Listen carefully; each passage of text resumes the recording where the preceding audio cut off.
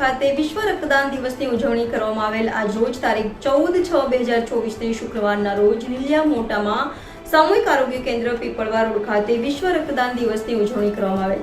આ રક્તદાન કેમ્પમાં મોટી સંખ્યામાં લીલિયા તાલુકાની જનતાએ સ્વૈચ્છિક રીતે રક્તદાન કરેલ છે.